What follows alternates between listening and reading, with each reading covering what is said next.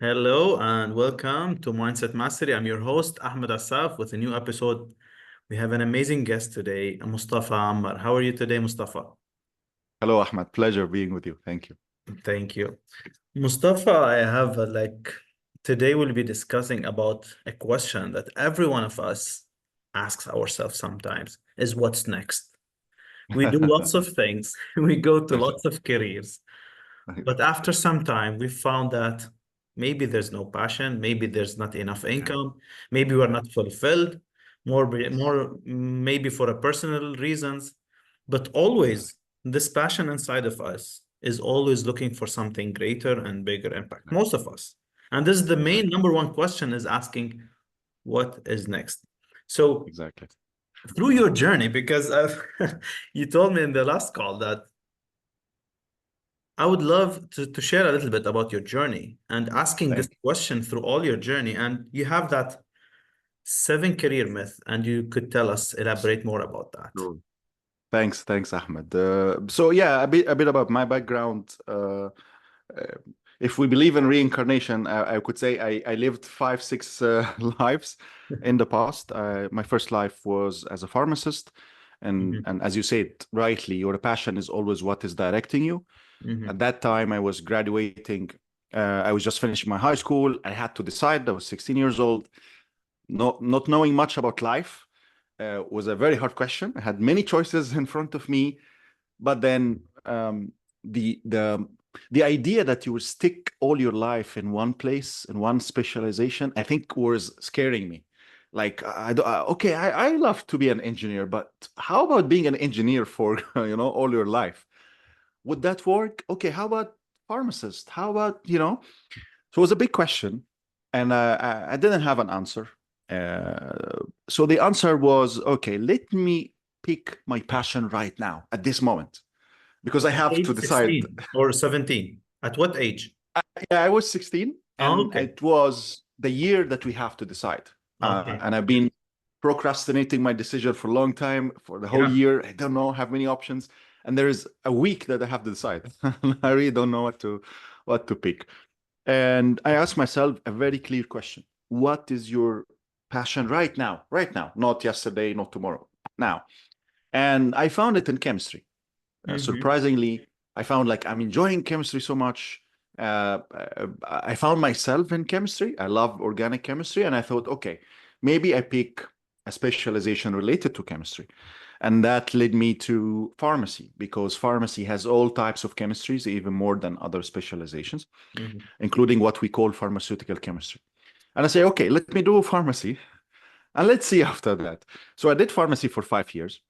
And I think the last semester, I was already, I knew pharmacy wasn't for me. Like I From knew, the beginning. yeah, yeah, I knew pharmacy wasn't for me. Um, I enjoyed I enjoyed chemistry. I enjoyed fulfilling that passion, but Hmm. I knew that no, I cannot do this for all my life. Okay.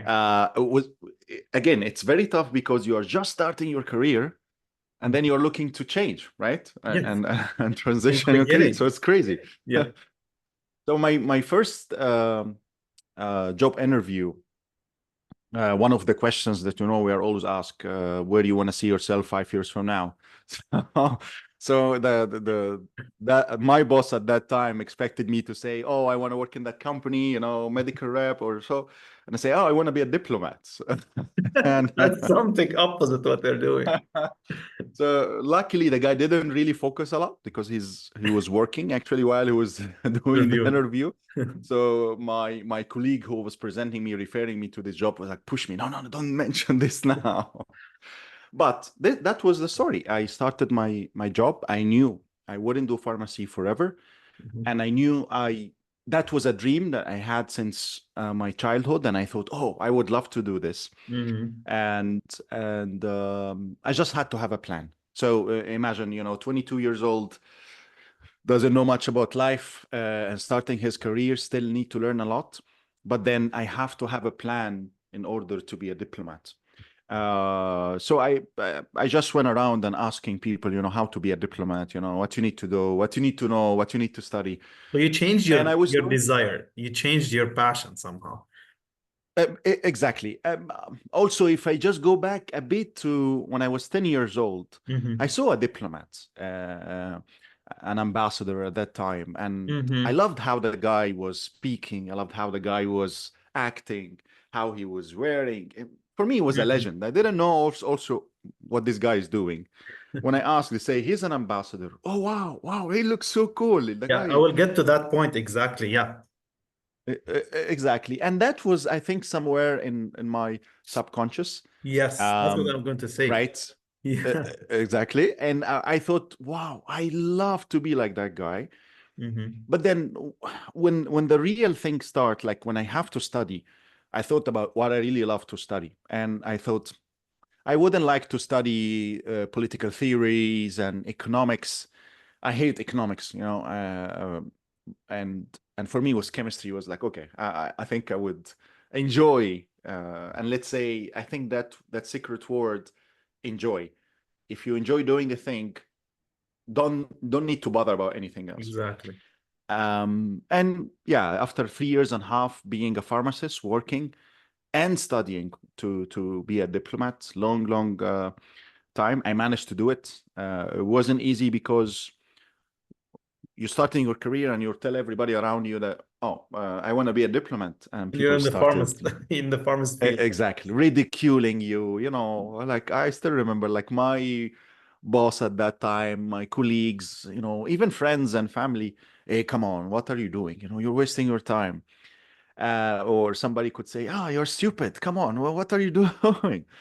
um but I felt this is what I really want to do, and I felt that I will always wonder if I never tried, Mm-hmm. and I just need to do my best to get there. And in something also we can talk about in details is that when you start pursuing a dream, there are some signs will come to you to show you whether you are on the right track or not. So luckily I got some of them, and they got repeated in many different ways. So actually that's confirmed that this is That's what I what I'm really want to looking do. for. I have to do my best I to will I to will pay the cost, whatever it is. exactly. Exactly. I wouldn't, I mean, we can also leave for more questions, but things moved on. I was a diplomat for 10 years. After that, I asked the big question, what's next? And I moved to Yes. banking. And in Mm-hmm. banking, I did 40 years of banking. I enjoyed it so much. But then also I asked the same questions, what's next? And this is what ended up with me in 2020, having my coaching business for the Mm-hmm. last 5 years.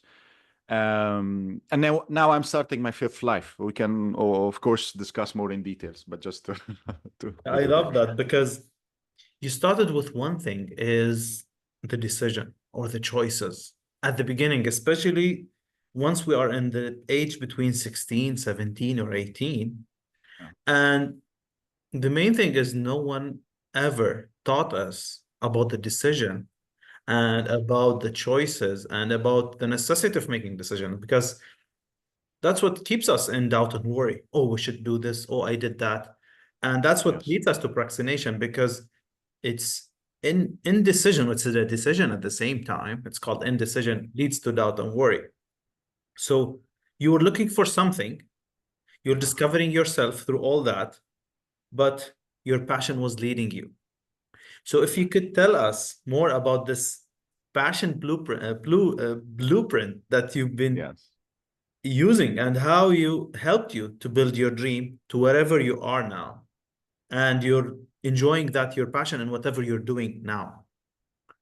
Exactly. Thanks, Ahmed. And thanks for referring back to the passion thing, because I think it's the most important thing. I don't care if some of, experts out there say passions is for amateurs, or, I don't care about that, because my life, or also other people's life around me, whether people I help or people I got inspired by, their passions led them to somewhere.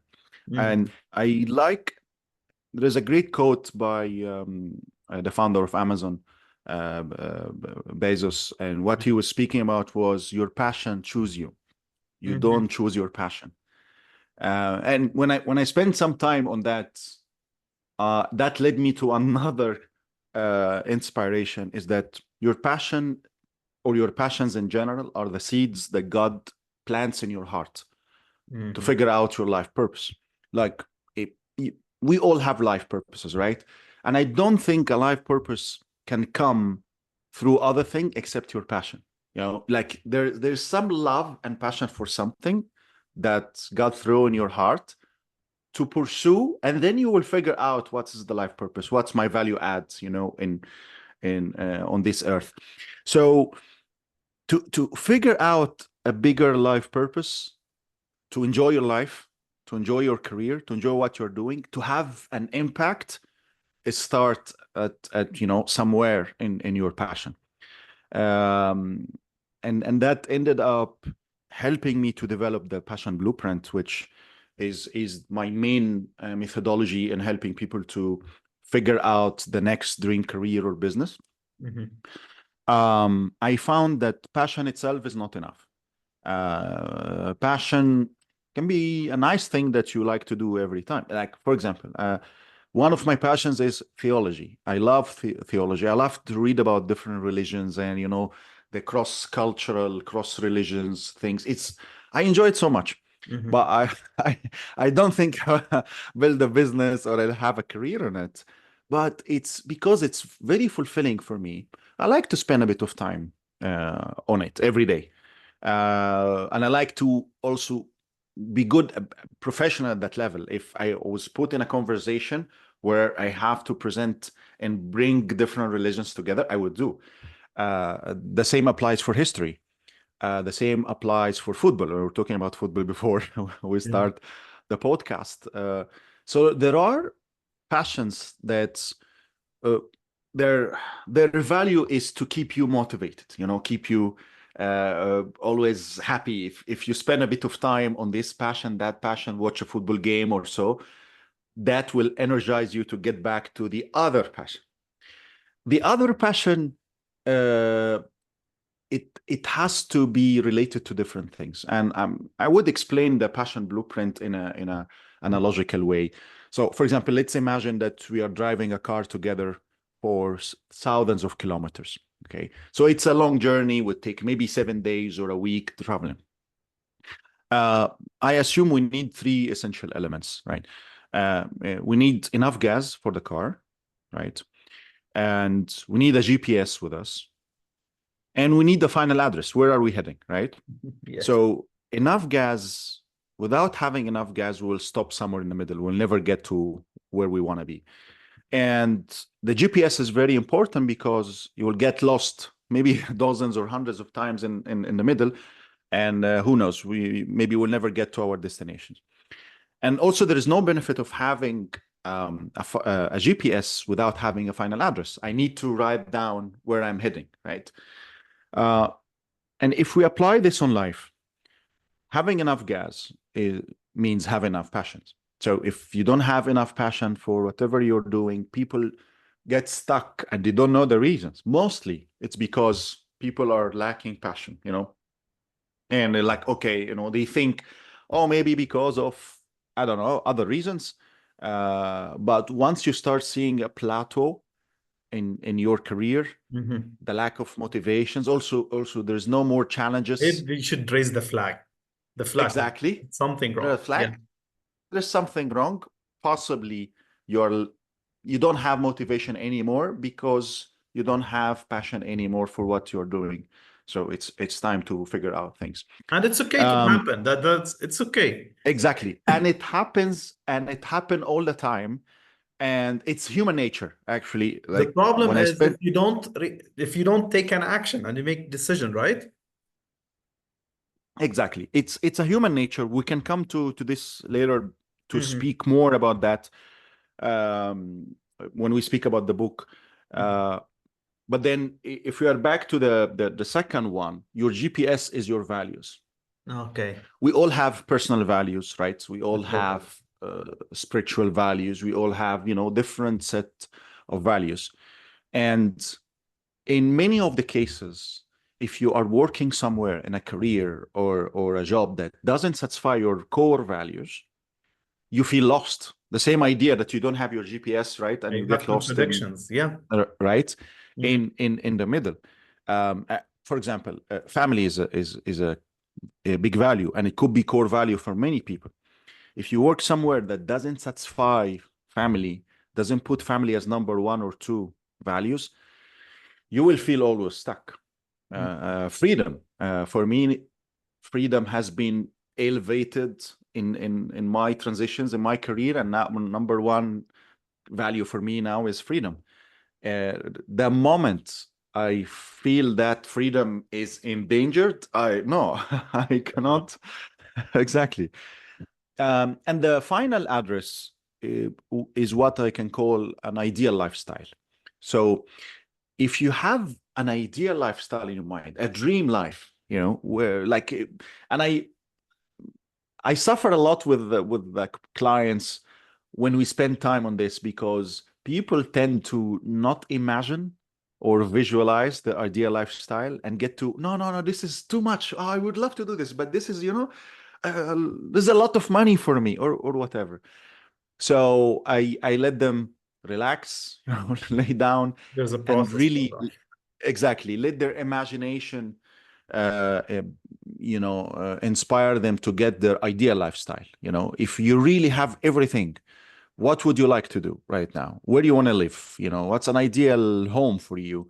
How you want to have your breakfast every day? Like, all those Yeah. details. And the passion blueprint is your passions, your values, your ideal lifestyle meeting somewhere in the middle. And always, almost 100% of the cases, when they knew about their passions, values, ideal lifestyle, they found what they want to do in the middle. It's intersecting with all of that. And it's fascinating for me because it works every time for me or also other people. So if we're talking now and the audience are listening, the first stepstone is to ask, what do we really want? Or what is our desires, or what experience you want to have in this life? And then we could list, because I want you to share also practical steps through that Of course. blueprint. So what would be your practical steps through all those three stages? Well, the first thing is to spend a bit of time on your passions. I mean, what I normally do is we have exercises, and it's very practical. So we have something called the passion meter, the value meter, and then something called LVS, living your ideal lifestyle, and having all of that together, and then deciding the next steps. But if we really need to focus on a practical step right now, try to spend time on the top 3-4 passions that you have right now. Like, think through, write them down, whatever they are. And let's imagine, for example, like you say, history is a passion. Okay, but can I make money with history? It depends, right? It depends. But I really have to write them down and start looking at them. If finance is a passion, if one of my strengths in life and in career are still one of my passions, but I'm just don't want to do the same job anymore, write it down. Because, for example, coaching is a passion for me, or mentoring is a passion for me, because you see the value, but I never did it in the past. So how you bring something you have and blend it with something new, write them down and spend time on those 3-4 passions. And I would say at least 4 weeks. And what you normally do is pick a couple of books on each one of them and read them. Let's say marketing is a passion. So go out and get 2 interesting books, best-selling books about marketing, read them, explore myself in that. Like, do I get more innovative if I learn more about marketing? And this exploration phase is so useful because it's a time where you can filter your passions. It's like the more you do on marketing, you see yourself doing more. And then the more you do on history, no, come on, it's just to read. It's just to enjoy, not to do anything from it. And then hopefully that period will help you to qualify at least a couple of them. And now you know that there are 2 of them, for example, are, that you The can top. build. Exactly. And then I would advise to, again, merge your values with that thing. If freedom is number one, and then having a marketing agency is a solution for you, then you're blending your values as freedom with what you're doing. So it's practical step, but also And a here where bit you can, by the end of those, you could differentiate between a hobby. I love to do things at my yes, convenience, but I'm enjoying it. And exactly. with the thing they can make a business from Exactly. Exactly. Because also there are many other passions, as we said before. I mean, when you start really diving deeper into them, it's like, okay, and I didn't expect, you expect something, but when you see the reality, when you see the career, like banking, and when I went into banking, I enjoyed it so much. But then I think after 4 or 5 years of banking, I said, no, I think good to have that experience, good to have that exposure. I learned a lot. I think that transitioned me to the next level where I can be an entrepreneur, it. but that's not for me for good. For me, for 4 or 5 years, okay. So also, when you explore yourself in some of those passions, you get to know, maybe this is not for me. This is for me. Yeah. Mhm. So, and now we're in the age of AI, and I would love to Yeah. ask you about more about that. So, because AI is interfering in every single step in our Yes. life, even in our businesses. So, from your experience in the banking and even now in coaching and in the field, what what would be like a practical steps to do to prevent AI from stealing our jobs, or how could we implement our AI with our businesses to have that successful business and just Yeah. avoid failure? Yeah, thanks, Ahmed, for raising this. AI thing is big and is getting bigger, and it's both exciting and scary at the same time. The way you want to look at it, I have been in the VC industry for quite some time. I was building my startup 2 years ago, and I saw what I could say a gold rush, AI gold rush, in just putting money in AI and generative AI for no, if I would say for no specific reason, just because it's a technology, spend more money on it. It's trendy and it will bring more. So I saw that from founders' perspective, and I saw that from venture capital perspective.